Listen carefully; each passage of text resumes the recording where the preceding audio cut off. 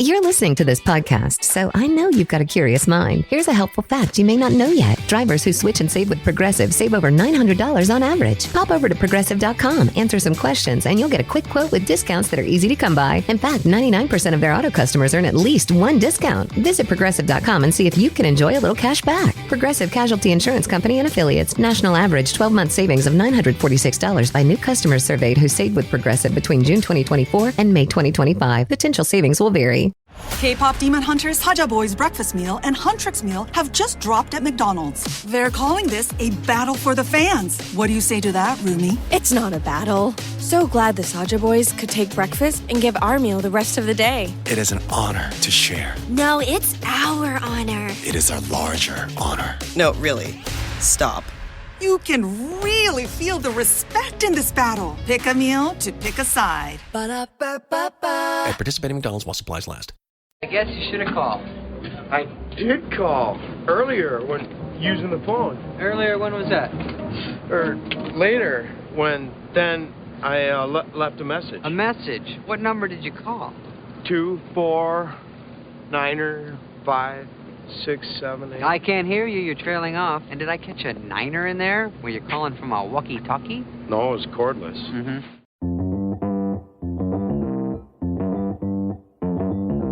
Live from Joe's mom's basement, it's the Stacking Benjamin Show.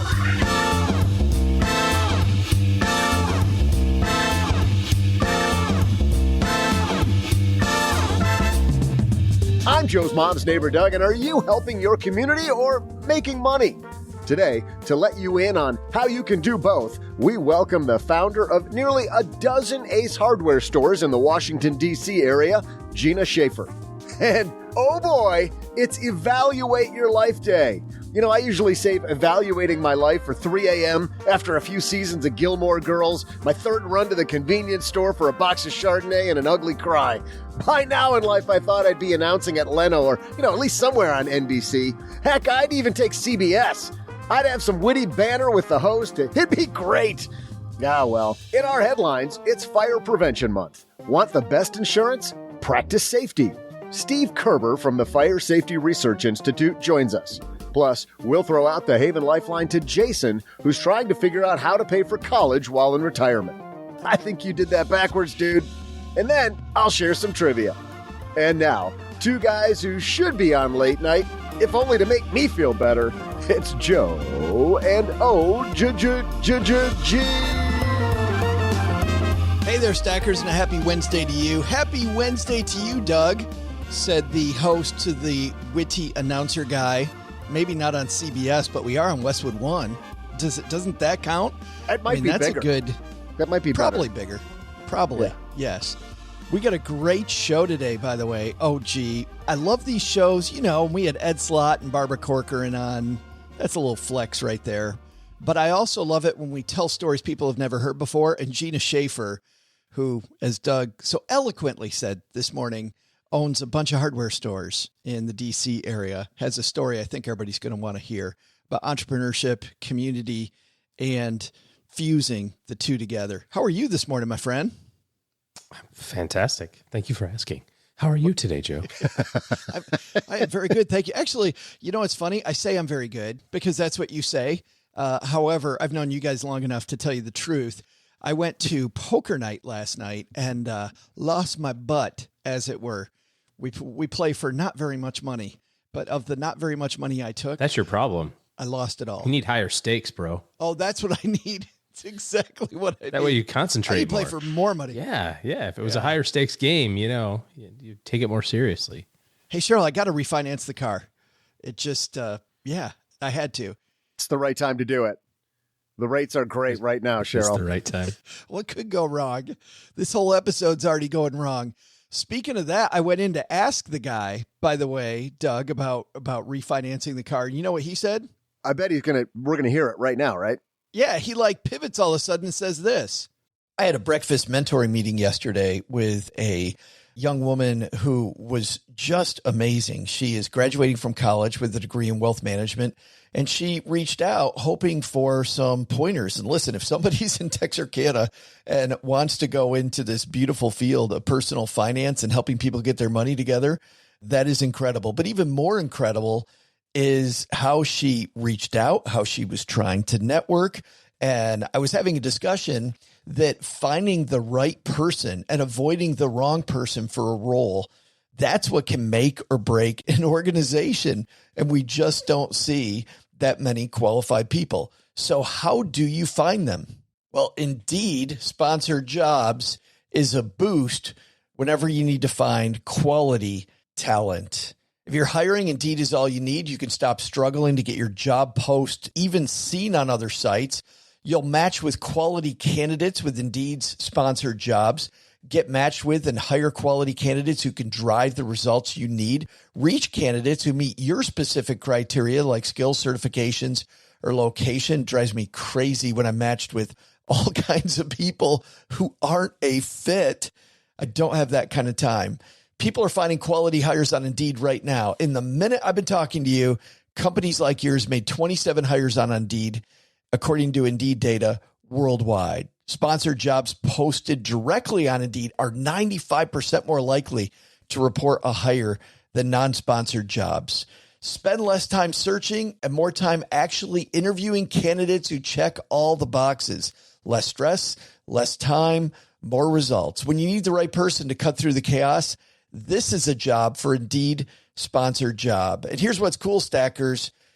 You're going to get $75 in sponsored job credit to help get your job the premium status it deserves at Indeed.com/podcast. Just go to Indeed.com/podcast right now and support Stacking Benjamins by saying you heard about Indeed right here at Stacking Benjamins. Indeed.com/podcast. Terms and conditions apply.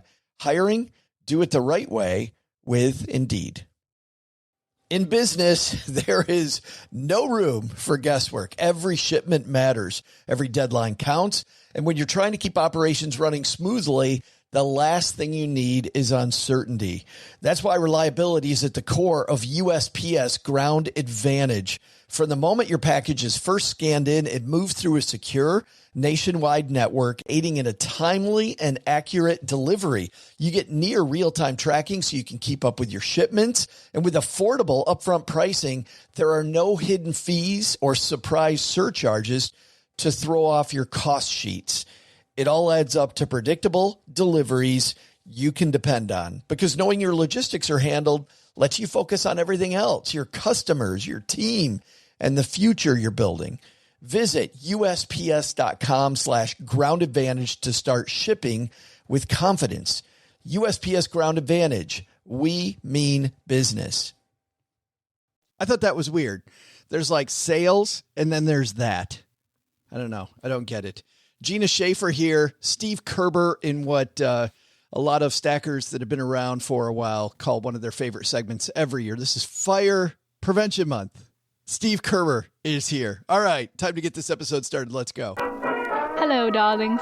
And now it's time for your favorite part of the show, our Stacking Benjamins headlines. Guys, as I said so eloquently, it is Fire Safety Month, and Steve Kerber joined us over on Fireside so people could ask questions. We're going to do that from time to time now that Fireside is open. But I started off by asking him a few, and the first one I asked was about this idea of sleeping with your door closed or open. Fire Research Safety Institute's come out with a bunch of videos, and in one of them, they have a whole focus group, OG, where it's a bunch of people sitting around, and they ask them, should you sleep with your door? How many people think it's better to sleep with your door open? Every single hand goes up. And it turns out it's better to sleep with your door closed.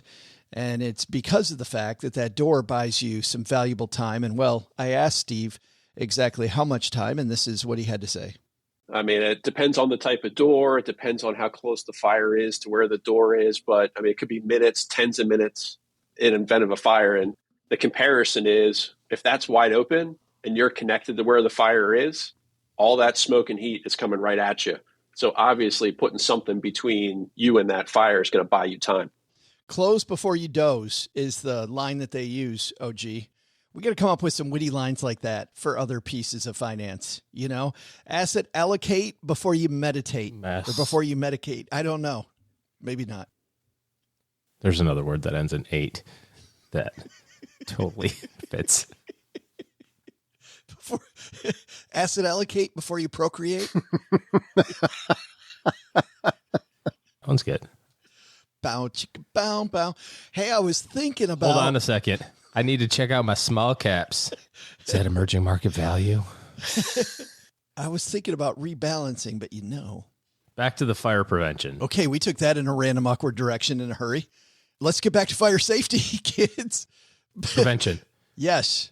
We don't want to even do it safely. We want it to be prevented. Just prevented so you don't even have to be safe. Just no fires whatsoever. Not a safe fire. Absolutely. But still, job one, sleep with that door closed.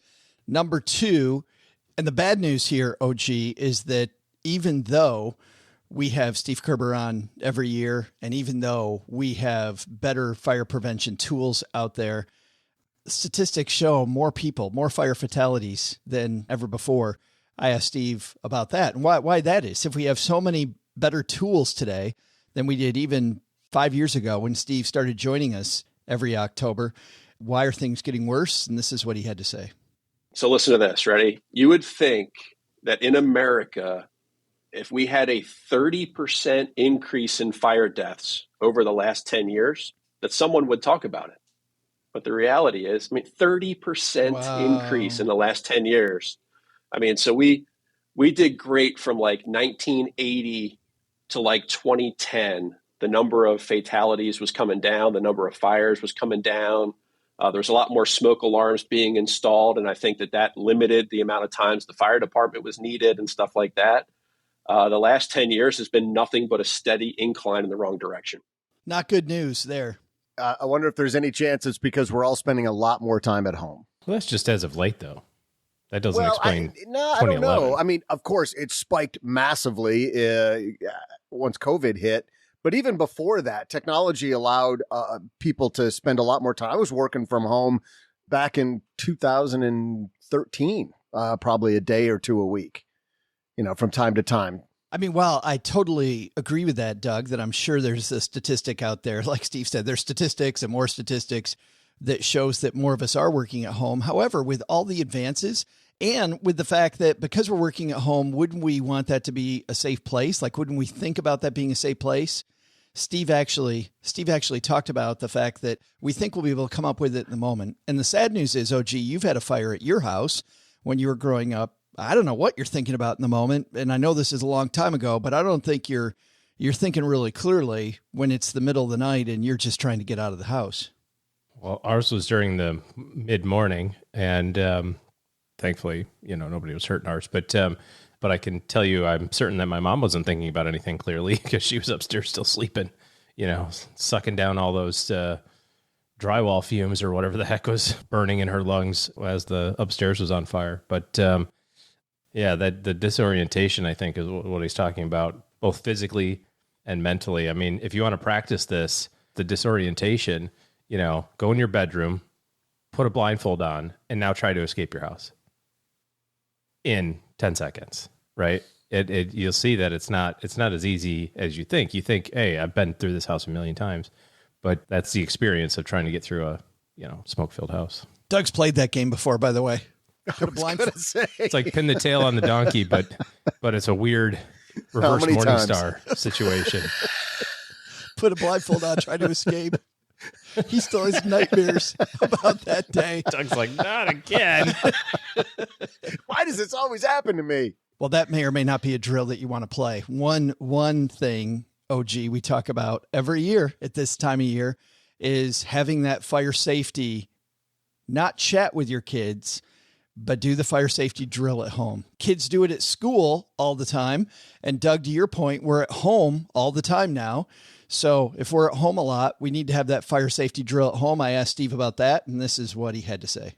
One of the most important things you can do, and I think we kind of hit kids in elementary school and we're like, hey, get low and go and stop, drop, and roll and all these other messages. But the reality is, how do we make that real and how do we make that actionable for adults? What we've kind of started to do lately is we kind of call it, you need a plan A, B, and C. So your plan A is, let's say you're sleeping in your bedroom. Smoke alarm goes off. You've got that bedroom door closed. You go to that door. You open that door. Hopefully nothing really big is going on. You got a little bit of light smoke at the ceiling, maybe a room several rooms away had something happen, small fire, whatever the case is. You make your way to your main exit. People typically want to leave by their front door. It's the door you're most familiar with. So you tell everybody in your family, go out through the front door. We're going to meet at the mailbox, get a head count, and call the fire department and ask for help. That's plan A. Plan B is you open that bedroom door and you're met with smoke. What we're telling people is if you can't see your exit, if you can't look to the door that you're going to go out and know that you can make it to it, skip plan A. Like if you can't get to that door, now plan B comes into play. Get to the window and hopefully you can get out that window. Maybe you can get out on, if it's one floor, you can get out onto the ground. If it's the second floor, you can get out onto like a roof. But if you can't. This is, by the way, Steve, I never realized what a problem smoke inhalation is and how many of these people, the reason they passed away is because of not the fire itself, but the smoke inhalation before it. Smoke is the number one killer. I mean, with all the things that we're burning today, I mean, if you've ever had anything that's plastic or foam light on fire, it's nothing but thick black smoke. It's not like what we're used to at a campfire where you've got the white wispy smoke and it's like, oh, it's burning my eyes a little bit. I'm going to move out of the way. House fire smoke is not that way. So if you get met with that smoke, you got to close the door. You got to get to the window. Plan B. And ultimately your plan C is I can't get out the window. I got to isolate myself. So now you get that door shut, say there's some smoke coming around the door. You can stuff some towels around the door or whatever, get to the window, call 911, let that fire department know exactly where you are. And this is really important for like apartment buildings and things like that. I mean, you're not going to jump out a third, fourth, fifth floor window, but you can get those doors shut far away from the fire as possible, call 911, get help coming your way. Important to do. I know, OG, that you and your family now, since we started having Steve on, have begun doing this. Yeah. Actually, thank you for the reminder, because just like he talks about, like, it's just not top of mind until it is. And so we're going to have a rude awakening tomorrow morning at 2:14 a.m. in the OG household. Wow. Fire drill! Fire drill! OG's like Dwight in The Office, where he's going to make it as real as possible. He's going to heat up all the doorknobs. There's smoke. We're not going that way. Dad, what are you doing? I will say this. We talked about this a lot in my house when the kids were young. Where are we going to meet out front? What's the plan? But honestly, we didn't do it at all when the kids got probably past about in their early teens, maybe 12, 13. And there's really never a time to stop having that conversation. I'm interested or glad to hear you're going to do it because your kids are past that point, right, OG? Or a few of them are. I got one. Yeah, one who's little. And so you should continue doing that. Heck, we could do it now, and it's just Mrs. Neighbor and I. Well, and I love this idea of what's your A, what's your B, what's your C, right? When he talks about, especially for people on the second floor, people with a bedroom that's at the end of a hallway, like what do we do first? We go down the hallway, fire that way, then we head back for the window. That's practicing 2-3 things so you don't have to think about it, I think is a great thing. We also talked a little bit about technology. The idea that smoke alarms now come with smoke alarms at the store come with a hardwire battery, and when that battery dies, you then take it and get a new one, which makes sure that your smoke alarms are always up to date and ready. The fact that smoke alarms have an expiration date is something that I think every year Steve comes on. It's new for people, new for Doug. That is this new year. information for me. Absolutely, I didn't know. It's planned obsolescence in our best interest. I mean, it is kind of cool. According to Steve, planned obsolescence in your best interest. And of course, the upgrades, while Doug is burning toast and now the smoke alarm can discern between, just a toast incident and a serious fire at your stove is also new. A lot of new technology. We covered all that. You can see it on our YouTube page. Go to YouTube, put in Stacking Benjamins, and subscribe there for all, not just this video, but for all of our videos. And of course, Brooke Miller has the deep dives into this topic. If you want even more resources in the 201, as usual, stackingbenjamins.com/201 gets you a subscription to our free twice weekly newsletter. Coming up next, Gina Schaefer is somebody that like a lot of people, OG, went through layoff after layoff after layoff and decided, you know what, I'm going to take matters into my own hands. Time for me to be the captain of my ship. Time for me to be the person who's going to take charge. And she decided, because she'd worked in software, and I thought this was funny when I read about Gina, she's going to start a hardware store. She was the most unlikely person to open a hardware store working in software. She wanted something hands-on that people could see. And you know what? Her neighborhood needed some work, and a hardware store was going to be perfect to help people do that. And there were also people that needed work in her neighborhood. Her house was near an addiction treatment center, and also her first employee was someone who had been incarcerated and lived in the neighborhood. And obviously people needed help. So in this amazing story called Recovery Hardware, Gina goes through it. She's going to share some of those stories about opening the first store right here in a few minutes. But before Gina comes down from the kitchen, Doug, you've got some trivia for us, I think. Absolutely, Joe. Hey there, Stackers. I'm Joe's mom's neighbor, Doug, and it's Evaluate Your Life Day. Though I know Joe's probably going to find a way to turn this into some proctologist story. But actually, I'm sure by now, Joe thought he'd be the center stage at Barnum & Bailey Circus, hooking up with a hot equestrian trickstress and best friends with a gorilla. But instead, he's cranking the gear on his mom's bunion corrector while she bites down on the remote. Speaking of Barnum & Bailey, their circuses began separately in the late 1800s and joined forces in the early 1900s. So my question is, what year did they give their last performance? I'll be back right after I crawl into this cannon. You're not actually going to set it off, though, right, Joe? You just wanted to play out your fantasy?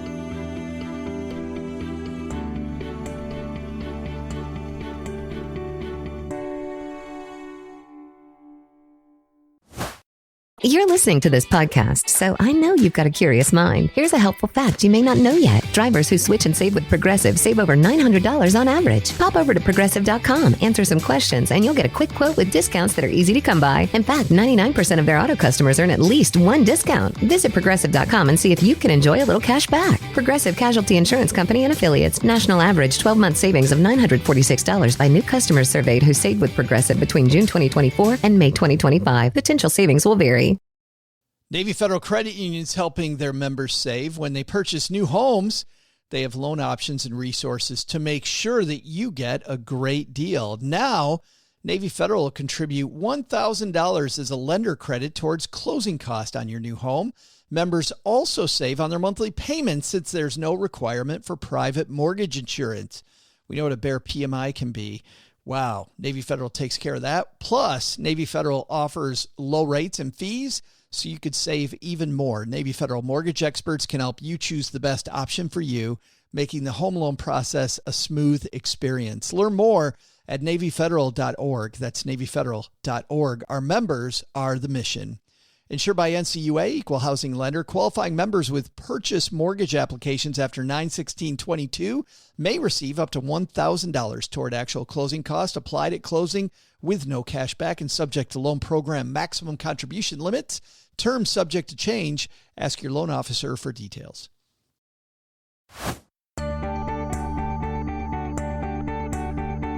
Hey there, Stackers. I'm flying crappies artist and rehabilitated circus clown truther, Joe's mom's neighbor, Doug. I don't even know what that means. According to Britannica, the greatest show on earth was the best-known traveling circus in the United States in the 20th and early 21st centuries. The Ringlings purchased the Barnum & Bailey Circus for $400,000 in 1907, which would have been worth more than $11 million today.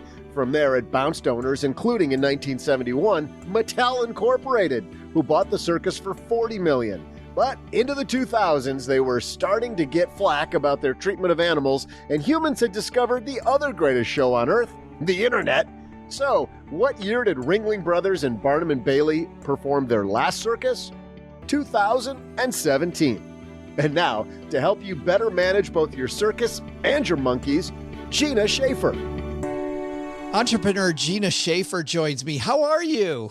I'm fantastic. How are you? I'm doing great. I love, by the way, the I'm at work hardware store retail vibe. For people that aren't, for people not watching us, This is the life of retail though, Gina, right? I mean, you find a spot and you get it done. You hide in a closet, in a corner, in a back room, under a stairwell. I mean, we don't pay square footage rent for pretty offices. Yeah, it's all got to be out there. Pretty is what the customer sees, I'm sure. Yeah. But I want to ask you about your journey to hardware because it's so unlikely. It seems so not what I expected, the beginning of your book, Recovery Hardware. When did you know you were an entrepreneur? Was it at a young age that you thought, you know what, entrepreneurship's going to be for me? You know, I get in hindsight to look back and reflect on these kinds of things, right? So I remember writing a business plan when I was 12. It is not fair for me to say I knew from the time I was 12 that I wanted to be an entrepreneur, that I was an entrepreneur. But I did write a business plan when I was 12. And then I went through all the traditional junior high, high school, college, get a job routes and didn't remember any of that experience until I started to get laid off from tech startups.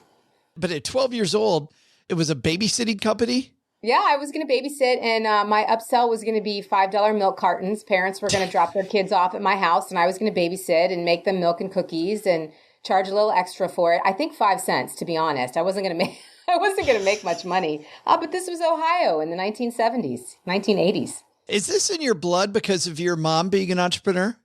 Yeah, I think so. I mean, we were scrappy in a really interesting way. Okay. So my dad worked on an assembly line and had a second full-time job as a bus driver.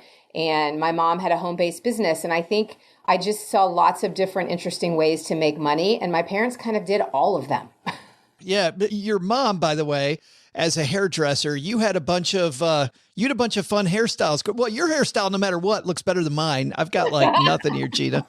I don't know the color. I might see a little bit of gray on what's left of yours, huh? My mom had a hair salon in our basement. We called it the Beauty Shop, which is what they were called in Ohio at that time. And the ladies would come every week, and it tended to be a gaggle of older women who got their hair done once a week, and then they would sleep with toilet paper on their hair. And I think they just didn't move their heads. The concept is hilarious for me.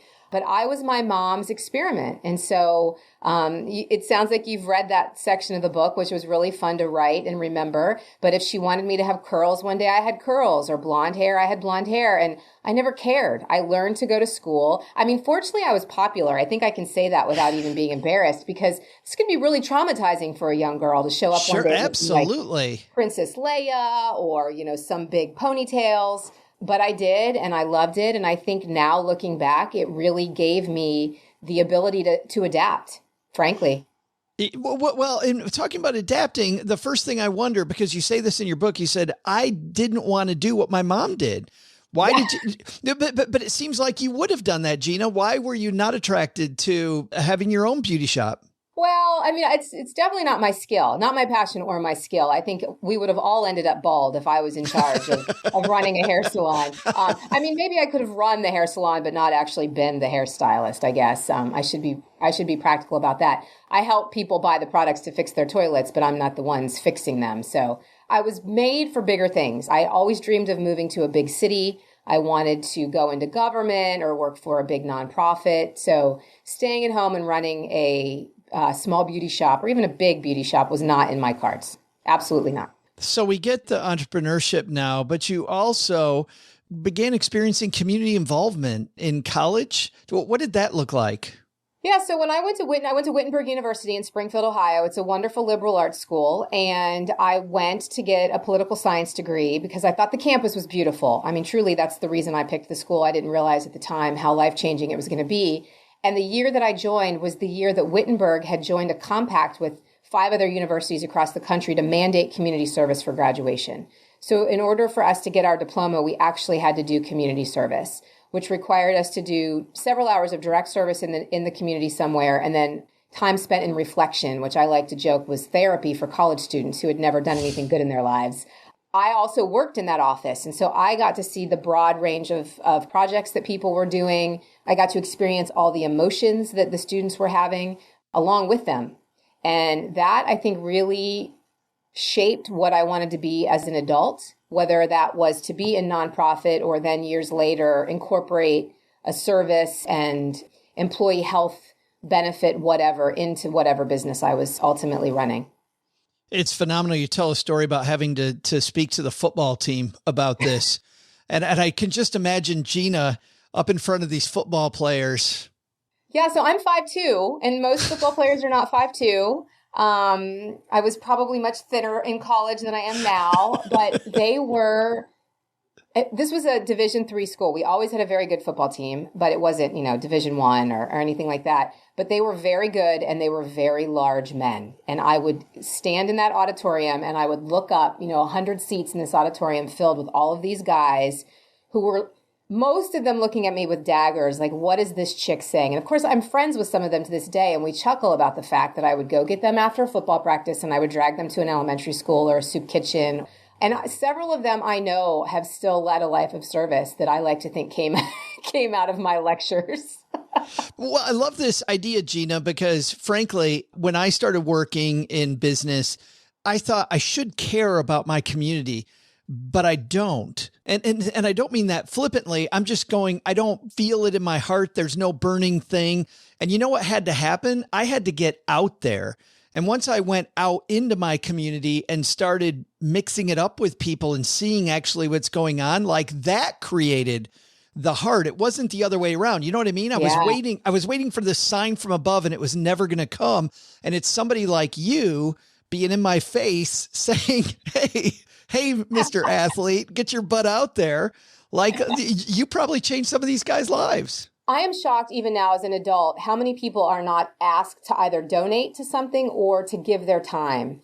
I have seen so many people's lives change. Even if you just went out for an hour to do something one day, having that direct interaction, being asked to have that direct interaction changes people's lives so often. It's really kind of magical to watch and sad that it doesn't happen more often. Yeah, I would tell our whole Stacker community to just dig in. Just take your hands and dig in, and you'll be surprised that passion comes later. But you didn't go into community involvement. You went into tech startups. And I talk on the podcast, well, now over on our Instagram channel, Gina, a lot to these fintech founders, and they're amazing people with these great things on your phone, but they're going bankrupt all the time, right? I mean, these wonderful ideas. You lived that life. I used to say, or I like to say, that I would start getting laid off the second they handed me my business card. And really, I was not the reason these companies were going out of business, I promise you. No correlation. No, there was nothing. No, I promise. I liked the idea of a startup. I liked the idea of the ground floor, watching it build. I mean, that was the entrepreneur in me, right? I might not have been the person starting the business, but I could sense the excitement that came from building everything from scratch. I worked in a nonprofit, which is how I got to Washington, D.C. And then I left and I spent 11 months in Brazil traveling around. And gosh, if that doesn't frame some of how you feel about taking care of community. And then I came back and started working for these startups, and they would go out of business and I would find myself unemployed again. So there I was, 2001, I think was the third and then final time. Hopefully it'll be the final time I was ever laid off. Well, and that story is harrowing to me. The legal counsel is telling you that you're being let go. Yeah. And he tells you that your final task, and by the way, I would have said that I wasn't going to do this, Gina. I don't know how you did it. Your final task was to call the investors and tell them their money's bye-bye, that their money's all gone. Like, I can't believe I would have told them right then. I'm like, nope, the founder's got to do that. Take a hike, right? Yeah. I had built a relationship with these investors. And so interestingly enough, it was a biometric company that did physical, like fingerprints for physical access, for door locks, which is, okay.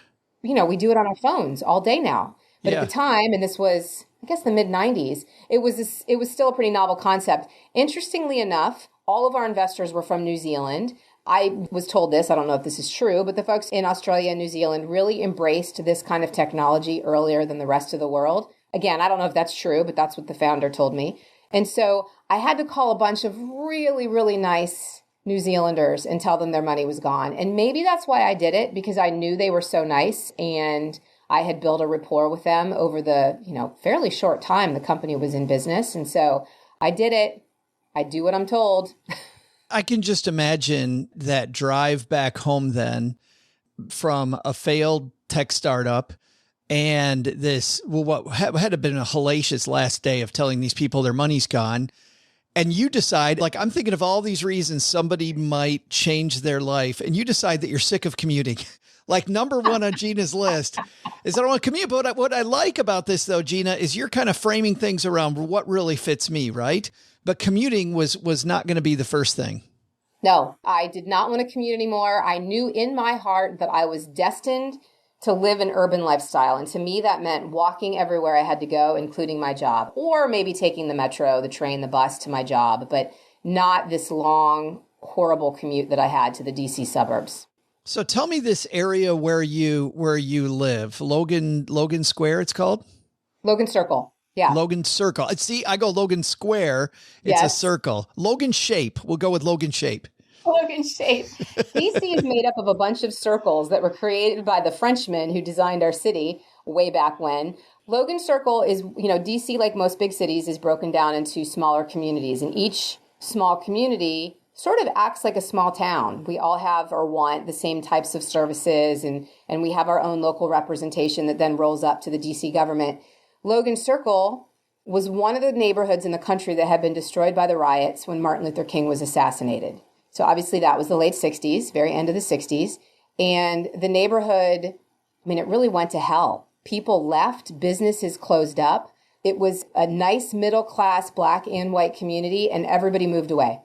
The people that stayed were the people who you would imagine would live in a neighborhood that had been destroyed. It was the drug dealers and the prostitutes and all sorts of nefarious characters that had the advantage of living in this beautiful neighborhood for decades while it decayed. And so houses were boarded up. There were almost no businesses. There were very few public services.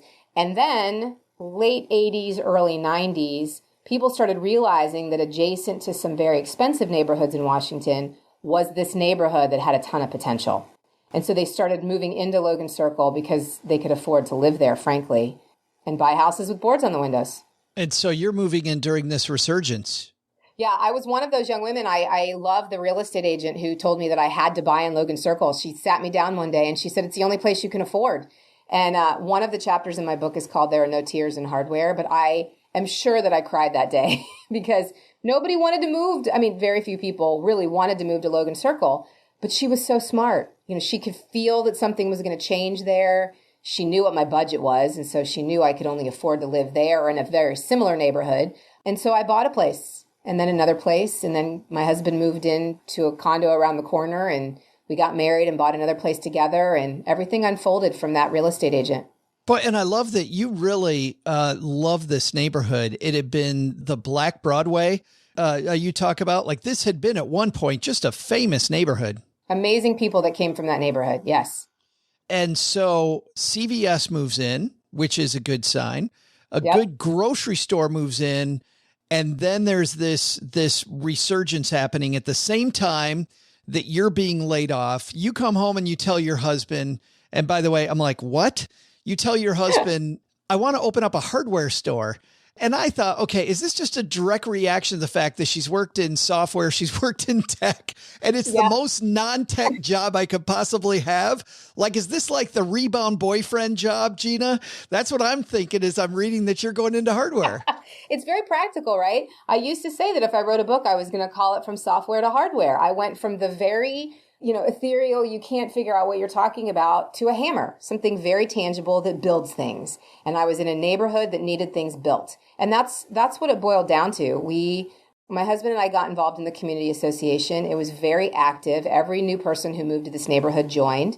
And we all wanted to walk and dine and shop and recreate right outside of our front doors. And Mark and I used to joke that we lived in the dark, our toilet was always running, and our pictures were on the ground because the closest hardware store was like a mile if we walked. And there were no cabs that came into neighborhoods like ours. And so we couldn't get a cab back and forth. And there wasn't any parking at that place a mile away. And we thought we needed a hardware store. And I love this because it's your commitment to your community. So it goes back to your community stuff.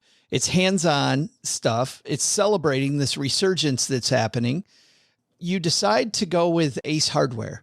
Mm-hmm. And Ace Hardware sends a guy out. Tell me about the guy that Ace Hardware sends out. Yeah. So you probably know this, but just in case any of your listeners don't, Ace is a cooperative, a national purchasing cooperative. So there are no franchises for hardware stores. And hardware store owners either join a cooperative or they buy from a wholesaler. And so we reached out to a couple of the national cooperatives, and ACE responded first. They sent a guy to come sort of vet me and the neighborhood. My husband at the time was not going to join the business, and so all of the initial interactions were with me.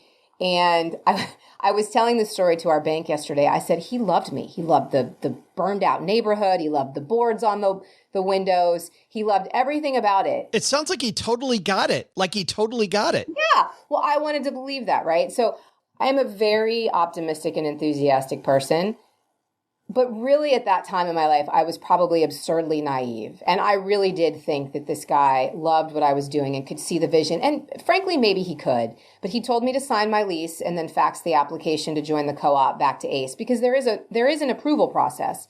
And so there was a developer in the neighborhood named Jim Abdo, and Jim was very involved in the community as well. And he wanted to be the developer that brought a hardware store to the neighborhood. So when we matched up, magic happened. He said, I'm giving you the space that everybody wants, and here's the lease, and I don't care that you don't have any business ownership experience. And so I signed, I think it was a $1.8 million lease. Wow. And then I faxed my application back to ACE, and they freaked out.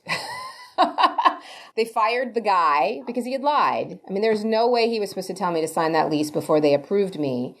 I mean, really, Joe, I could speculate that he didn't he knew that they were going to say no to me, but I don't want to go down that route. Like, that route's it's too sad for me to think about the last 20 years not happening. And so he was fired. I got a hardware store. Now I have more, and the rest is history. And there's a couple things here. Number one was, I thought, because I'm also an optimist, Gina, I thought that this guy believed in you, but he thought that the people at ACE might not. So here's the way we work it around the system to make sure that this thing that I love, maybe he loved it like you did. Maybe. I don't know. I've never seen him again. So I have no idea. I can't ask him what he really thought. I can't ask if he thought maybe he was going to get a big commission if he signed me. I have no idea. Maybe he really believed in me and knew they didn't, and he wanted to make sure that this could work. It was actually more surprising to me that you didn't immediately look elsewhere away from ACE, because it sounds like ACE didn't believe in your mission. Yeah, there's a lot of things. I mean, at that point, it was just sort of head down, forward motion. How am I going to get this business open by any means possible? And I have so much respect for ACE, and we have such an amazing partnership. I served on the national board. I have hundreds of ACE retailer friends. The story has such a wonderful ending that I can only look back on that time and chuckle. Yeah. I don't know what else to say.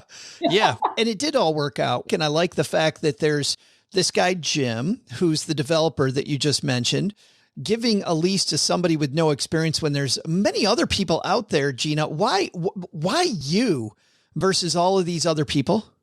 Two reasons. One, he really wanted to be the guy to bring a hardware store to the neighborhood, but he wasn't going to open it. And two, we were both from Ohio. I swear that must be it. I sat down in his office. I was so intimidated. He sat me down at a table that had this stack of business plans. Everybody wanted this spot where I opened, which was a really sort of hilarious place to put a hardware store. But right next door was the CVS, and right next door was the grocery store. So from a neighborhood perspective, it was very logical to have the next business that opened in this corner building. And we started talking about our past and what led us to Logan Circle. And I think Jim's probably 10 years older than me, give or take. And somehow it came up that we had both grown up in towns in Ohio, actually not that far from each other.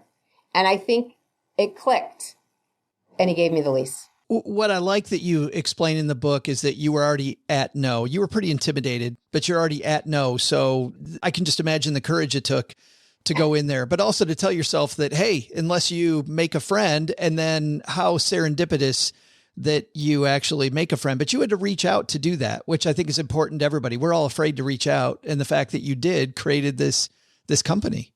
I had somebody years ago say that I was a shameless self-promoter. I was talking about my business, or I had gotten an article in the newspaper or something. And I said to that guy, if I don't talk about my business or what I want, how is the business going to succeed, or how are people going to know what I need or want? And so both of those things sort of tie in with me. I want my teammates, who I absolutely love and wake up and work hard for every day, I want them to have all the successes in the world with this business when I'm gone. I feel like if I don't keep talking about it to them and to our customers, no one's going to know. No one's going to know how great they are. No one's going to know how wonderful the stores are. And so I think we need to ask. We need to be willing to talk about what we need, what we want, and about how good we are at some things. I actually had a landlord tell me that once. He said I needed to write a resume that said I paid the bills on time. It was great. It was great advice. I wanted to ask you about that. What did you and your husband do? Both of you, you're signing $1.8 million, right? This isn't a small thing, Gina. Like, what are you, I could just imagine your hand must have been shaking while you're signing on the dotted line. No, I was too naive. Mark is very, he's more fiscally conservative than I am, but he's also very, very smart when it comes to money. So he joined me about 3 months in. He decided initially, this was not his dream, but he had a good paying job. And so he wanted to make sure that if something happened at the store, he could help me pay the rent. So that's what he did. And then about 3 months in, he said, okay, you're cash flowing quickly enough. I think you're going to be okay with rent and you're having a lot of fun. Oh, and by the way, I'm working 2 jobs because I'm working my own and then I'm trying to help you in my free time. And I never signed up to have 2 jobs, he said. And so he quit. And we've been business partners ever since, which has been great because he is the one who makes sure that we could make sure that we can pay all the rent that we pay. But that's still a big signature. I just still can't imagine that day. So we start off with, you have this neighborhood that you love. You then take part in the redevelopment of the neighborhood. But this is ultimately not about buildings and about streets and about history. Your story, and what attracted me to your story, Gina, this is a story about people and about, well, not just people, because I'm going to name 3 names and I'd like you to tell us a short story so that people kind of learn about all the different characters that you deal with. Tell us all about Tommy. Oh, Tommy's the best. I said that the neighborhood had had a lot of challenges for several decades. And so there weren't a lot of people who lived there who could apply for jobs. Tommy came in early in the business. I think he was really probably employee number 1 or 2, had been in prison for 17 years. I didn't know that because when we created our employment application, we banned the box. We decided that we were not going to ask if someone was a felon, which was still legal to do at the time. On purpose, you decided we're not going to have the box. On purpose. And I don't know really why we thought that initially, but we did. And so Tommy got a job with us. He worked with us for 11 years. He was just an absolutely wonderful first hire. And he had been in prison for 17 years. We gave our dog to him, which was very sad because we had to give our dog away. He took care of our dog. He had a key to our house. He met me at the store every morning to open up with me to make sure that everything was safe and that he was there. Everybody loved him. Nobody knew his past. And he sort of set the standard for expecting that anybody with any kind of past can be an amazing teammate. Which is carried through to the way that you work with people today. Yes. By the way, that story includes another character I'd like you to tell everybody about, which is Jay. So Jay's the dog. Mark likes to say that I've made one bad decision in my life, God love him, and that decision was Jay. I decided that every good hardware store should have a store dog, and then I fell in love with Great Danes. And so I adopted a Great Dane right before Logan Hardware opened, and Jay came to live with us. He weighed 175 pounds. He was afraid of his own shadow. I mean, I think I weighed 130 pounds at the time. So the dog was like so much bigger than me.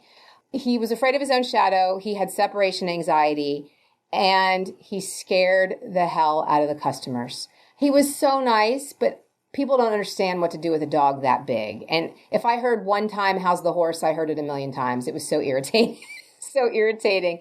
So that's why I made the comment that we gave Tommy our dog, because Tommy, I think as a result of being in prison for so long, had a lot of wanderlust. He didn't want to be cooped up. He would walk all day long. He would ride his bike all day long. He had friends all over town that he would go visit. And so when we realized that we couldn't have Jay at the store because he scared the customers, I gave Tommy a key to the house and he would just come get Jay and he would take him for hours and hours of walks and then bring him back. And then eventually we just let Jay go live with Tommy. And do you have store dogs today? No, we never got a store dog again. Never did again. Never. No, I have a dog, but we have a couple of our stores have store cats, but we've never gotten a dog again. You know, when I think about it, it's a good country store with a nice old lazy Labrador, you know, laying in the doorway. You can visualize that, I think. Not a 175-pound Great Dane. And then the last name is Shane. Yeah. I want everybody to read my book so that they can read about Shane. Shane came to work with us. He was I don't know, 6 weeks, 8 weeks clean from a crystal meth addiction. And he was attending rehab at a clinic down the street from Logan Hardware. And he came and worked with us for 11 months. I gave him a job. I didn't care that he was, in rehab. First, I didn't give him a job, which is part of the story and how fun our relationship was, the fun history. But I gave him the job. He worked with us for 11 months. He got really, really mad one day and he stomped out. He said he never wanted to see us again. He hated us. We were terrible. I can't even say it without laughing because we're such good friends now. I know so much more now about addiction and how people handle it and recovery that a year was not a long time for Shane to be clean. He was very fragile in his recovery. I'm not sure. In a lot of ways, that fragility never ends, but it was very new. What I didn't know at the time is that even though he left and said he was never going to come back again, he went back to his rehab meetings and he started telling everybody there that they should come work at my store. And so he kept saying, go see the lady at the hardware store. Go see. And of course, I think it sounds funny. I was 30. I guess I was 31. I mean, you can call a 31-year-old a lady, but when he tells it, it's just go. I don't know. It's very comical to me. And so Shane started sending people who would apply for jobs, and I kept hiring them. And then that person would bring somebody, and that person would bring somebody. And the common thread could be drawn back to Shane. And about 3 years later, this is how we talk about it now. He was early in recovery, and I was early in entrepreneurship. And it is not fair to compare the two so I'm not doing that in a broader sense, but I could not keep two thoughts in my head. I was so busy trying to figure out how to fix people's toilets and make paint and keys and pay payroll and all of the things that you have to do when you're running a really robust retail business. And so I didn't think about the fact that I probably should have called him and said, hey, why did you leave? Or, hey, did we do something wrong? So I didn't see him for 3 more years. He came back 3 years later. He was doing the 12-step program, and he got to the step that requires that you make amends. And he came to apologize. And I remember being mortified, like, you're sorry. I was the boss. I didn't call you to say, hey, can I do something to make your life better?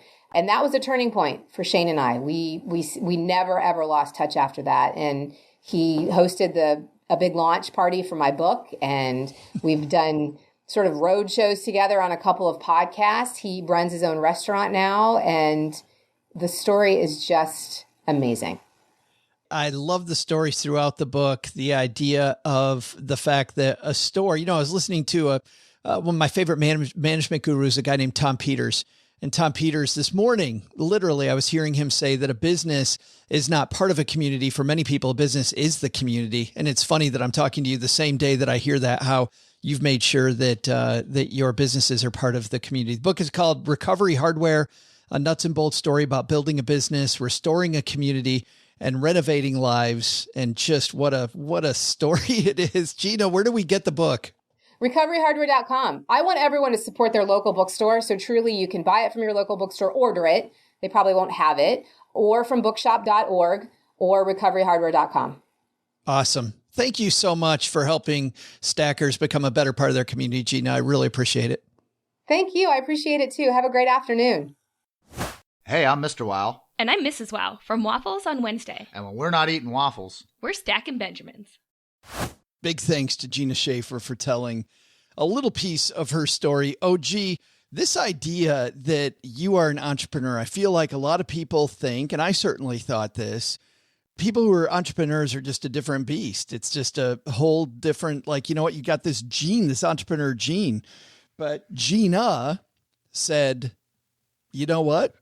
I can be an entrepreneur, and turned it into very successful hardware stores. And also the fact that this thing that you create has anything to do with your background. What's funny is that, like she said, owning hardware stores, not something people would have expected from Gina, but she's successful, not because of the hardware aspect, but because of the customer service aspect, right? The community, the customer service. It's not about what you're selling. It's about understanding that you are selling. I'm not sure OG's ever been in a hardware store, but I certainly have some thoughts on this. I didn't recognize the importance or the potential for what a hardware store can do for a community until I moved to a small town. And I will say now, going to my hardware store here, it's one of my favorite places to go in town. It feels like Cheers, like an episode of, the old show Cheers, where everybody knows your name. You've always got something to talk about because everybody's got house projects going on. And the owner of my particular hardware store has really cultivated a great culture with all of his staff there to get to know everybody and to be incredibly friendly. And people talk about it in my town, about how great that store is. And it is a sort of a magnet for the community to bring people together. So for her to do that and recognize that that was going to be a value add for her community where she lived I think is really prescient of her. And Doug, you also have dogs, but I love that misstep of deciding a 150-pound Great Dane as the store dog, just to add to the community. Oops. Well, she might have overreached there of that particular breed. Put a golden or a lab in there. Even people who don't like dogs are going to feel comfortable. But put a farm animal in your store, they might be a little intimidated. But OG, back to this idea of entrepreneurship. If somebody hears this and they get excited, I think there's still some groundwork to do before you go open up your hardware store. What are some of the things people should maybe dive into to set that foundation?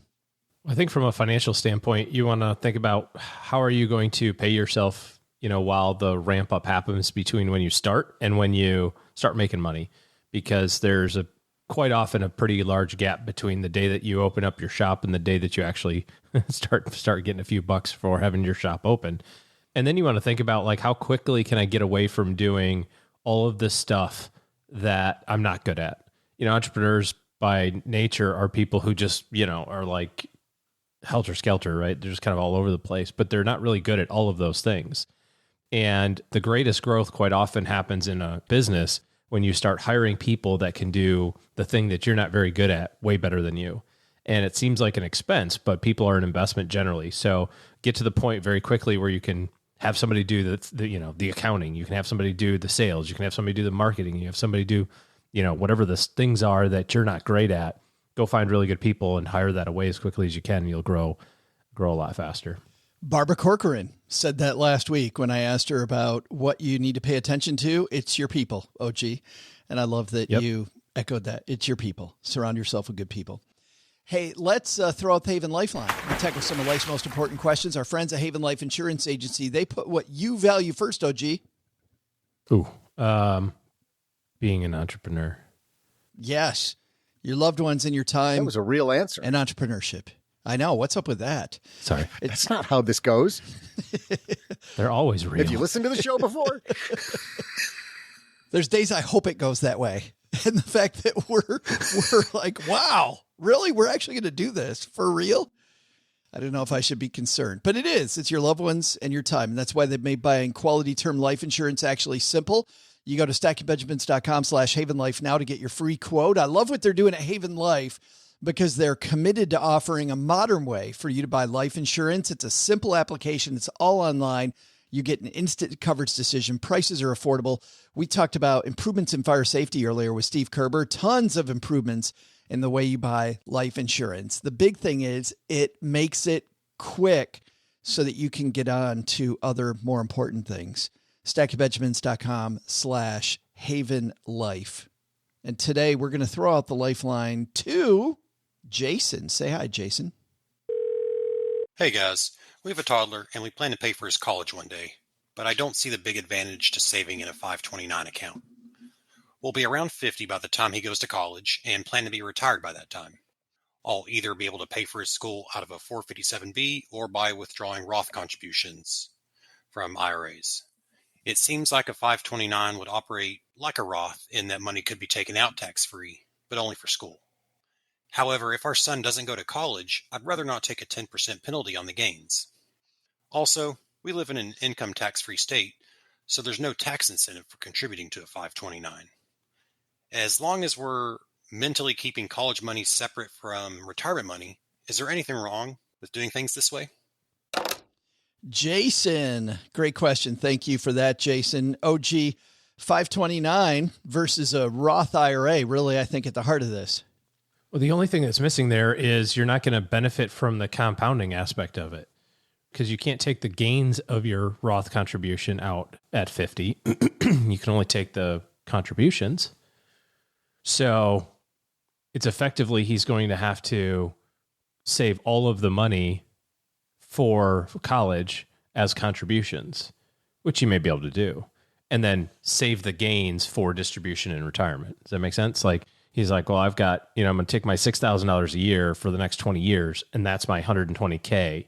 That's college. Well, part of it, what if he goes to the other plan that he mentioned, like a 401k, where he's already retired, so he can now freely get at that money? Well, you can get to it, but it's taxable. So you go to take money out of your 401k or IRA, and there's ways to get your retirement funds pre-59.5 without paying a penalty, but you still have to pay taxes. And so now you're going to have increased taxable income, which will affect, could affect all sorts of things. It can affect your FAFSA. It affects your health insurance premiums. It can do all sorts of fun stuff, especially if your kid goes to a college that is uber expensive, and when you take out $80,000, now you have $80,000 of taxable income that you've got to put on paper on top of, whatever you live on, for your normal stuff.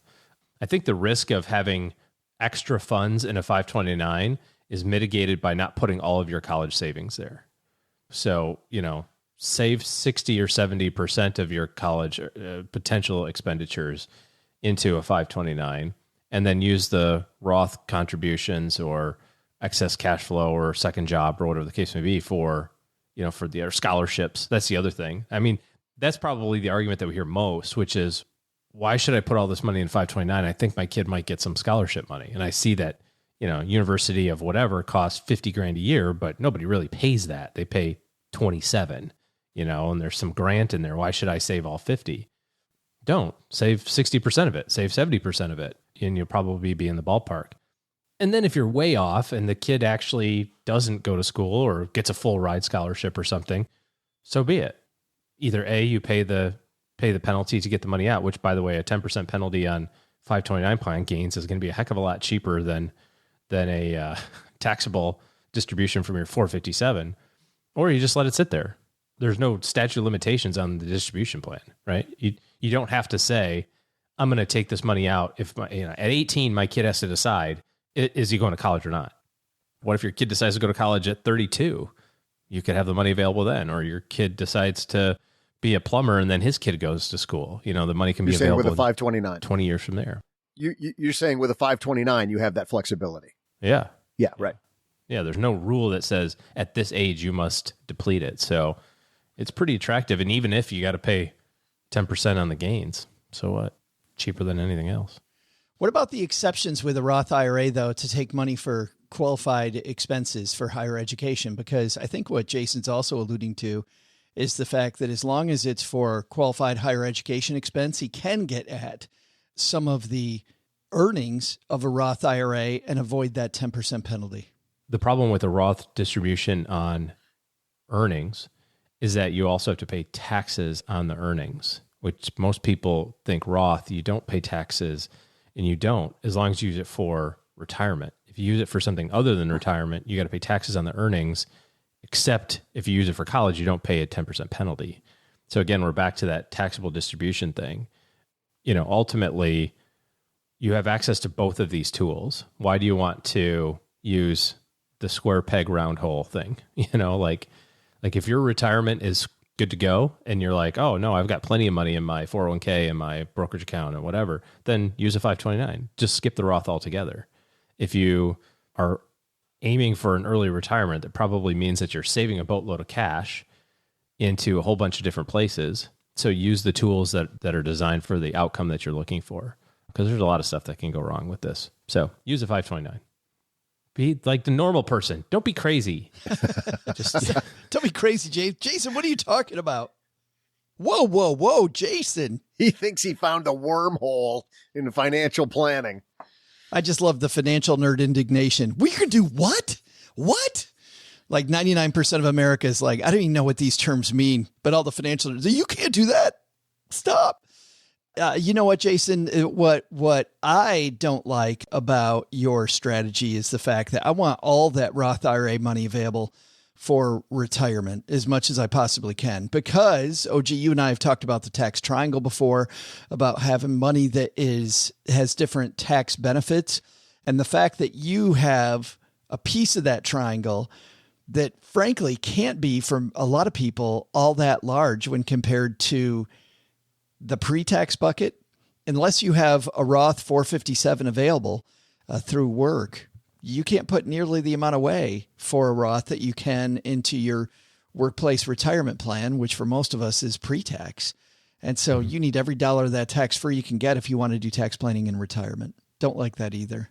I love the fact that Jason has put some real thought into his financial strategy for how he's going to handle college and his retirement. Agreed. That part's awesome. I mean, there's not enough people doing that, really thinking long term and how can I play this poker hand that I've got and all these opportunities that the government's affording me and otherwise my employer and so forth.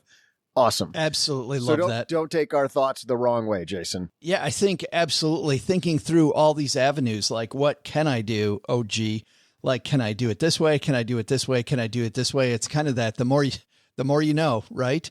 I mean, Jason's plan gets better because he knows that this is not the best strategy. His overall plan of how he's going to use his Roth IRA and what the Roth IRA is really for and why he might want that 529 plan becomes even much more crystal clear.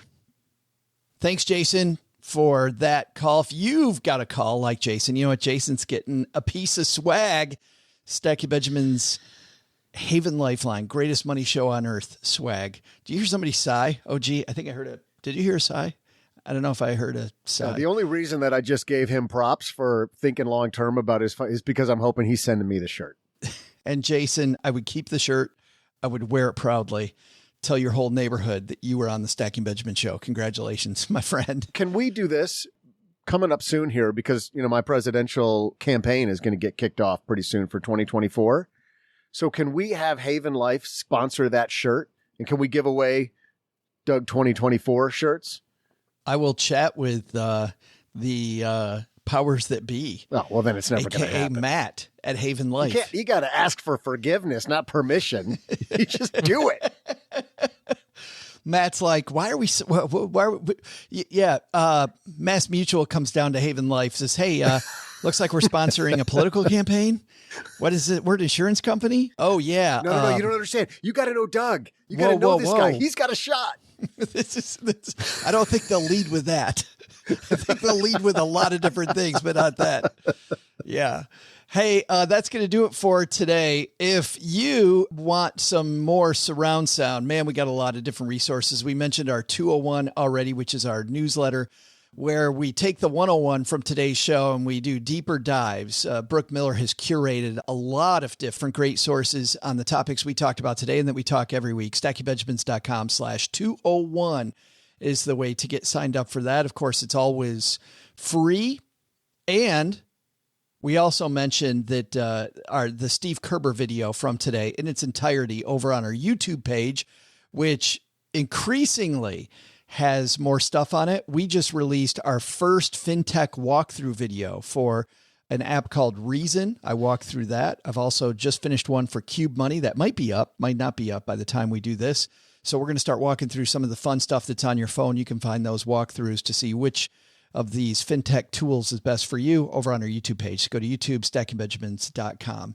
But if you're not here for any of that, you're concerned about the market and the chatter about recession, OG and his team put together a free guide that shares 8 moves to make in a down market. This guide will help you plan more, panic less, no matter what the market does. So head on over to stackingbenjamins.com/guide. That's stackingbenjamins.com/guide. And you'll get this helpful free guide from OG. So thanks for that, OG, because last week I felt was kind of a roller coaster ride for the market. I know roller coasters are fun. It felt kind of like the running of the Bears. Pamplona has the running of the Bulls. Yes. I feel like last week we had the running of the Bears. Not nearly as much fun. StackyBenjamins.com/guide, and you'll just sit back and enjoy it. All right. Maybe is enjoy it a strong term? Yeah, you'll enjoy it. All right, Doug, take it from here, man. What should we have learned today? Well, Joe, first, take some advice from our guest, Gina Schaefer. Your dream should include both helping your community and making it for yourself. Second, is it time to practice your fire safety plan with a family?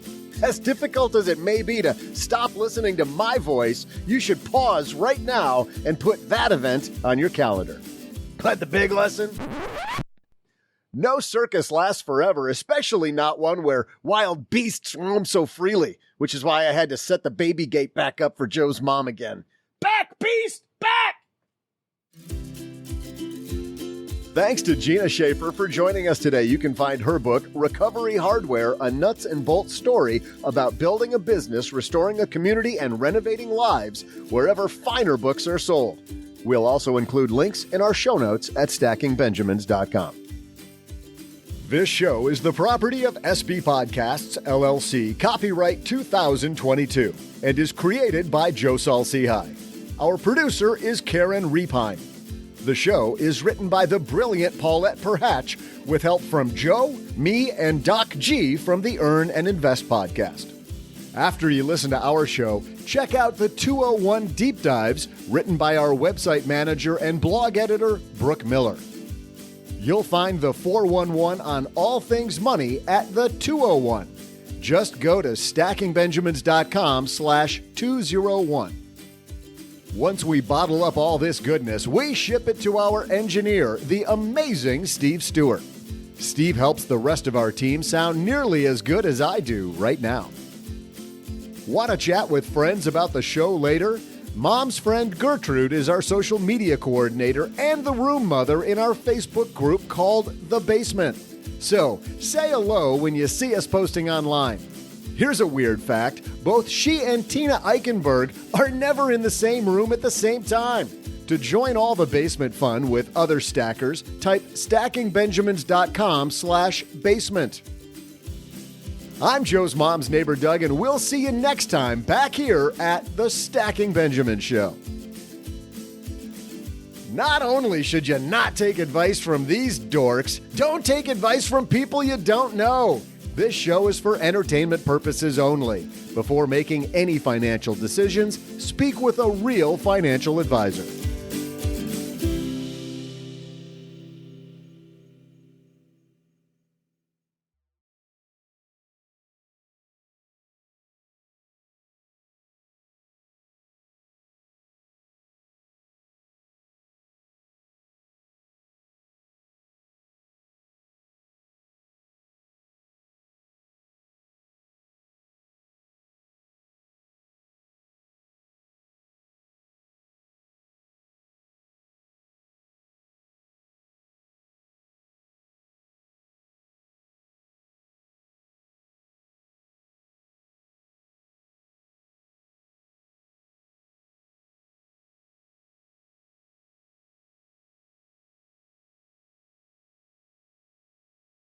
Welcome to the after show. This is the part of the show that doesn't exist, Gina. What happens in the after show stays in the after show, okay? Those are the rules, sister. Great.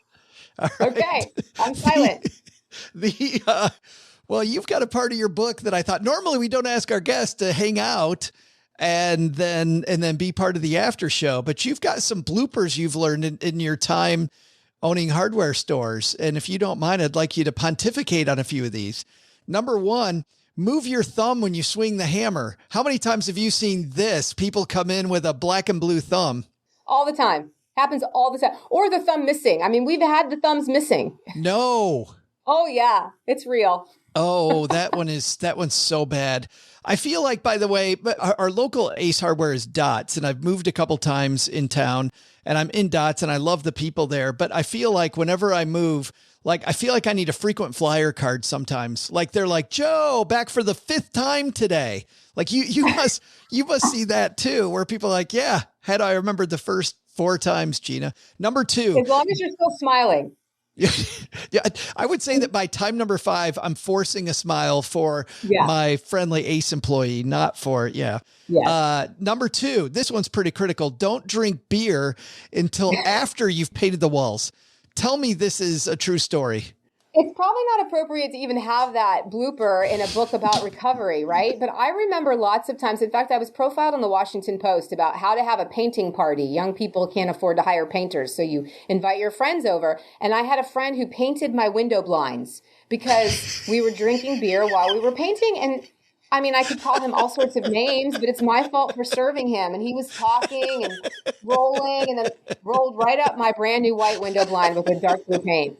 Yeah, don't do it. It's so great.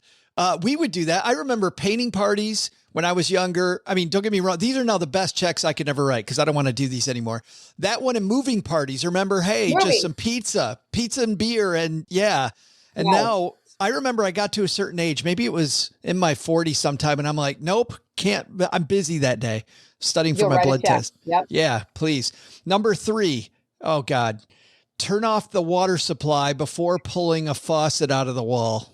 Oh, this is when people come in and they're mad at us. I mean, so mad. It's almost always a plumbing issue because they don't turn off the water supply. And they're mad at you. Yeah. Well, we take the brunt of it, even though we have nothing to do with it in that case. But yeah, they've just flooded their kitchen. And so not only do they need plumbing parts, but they also need buckets and rags and mops. And it's bad. I understand, Gina, that people forget stuff or they don't know stuff. Blaming you is the part that drives me crazy. Like not knowing to turn off the water. Okay, everybody, learns all this home improvement stuff at one point or another. I have a friend that on his desk, he has a phrase. It says, "Can't fix stupid." And don't get me wrong. I don't think not turning your water off is stupid. I think that's fine. I think blaming you as the person, I don't know. Oh my God, I wonder if we would still have customers if we hung that sign at our hardware store. No. Always buy more than one mousetrap is the next one. Yeah. So if you read the story of Lawson in my book, he is notorious for telling customers there's always more than one. Yeah. If you see one, and he's had more than one customer cry when he's told them that.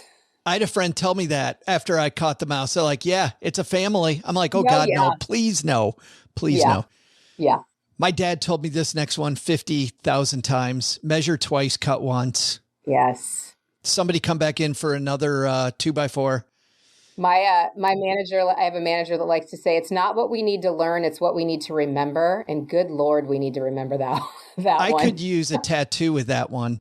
And, and that actually applies, by the way, for hanging stuff, right? For on the wall. Like how many times have I been told that to clearly mark it? I'm like, nope, I can take my finger and then my finger moves and I think I know where it is. And then I just hit a nail and now I've got 5 different nail markings. Which you try and hide with the same piece of art so that you can't see it. Oh yeah. Classic error. And then next, and I don't know where this one comes from, but this is awesome.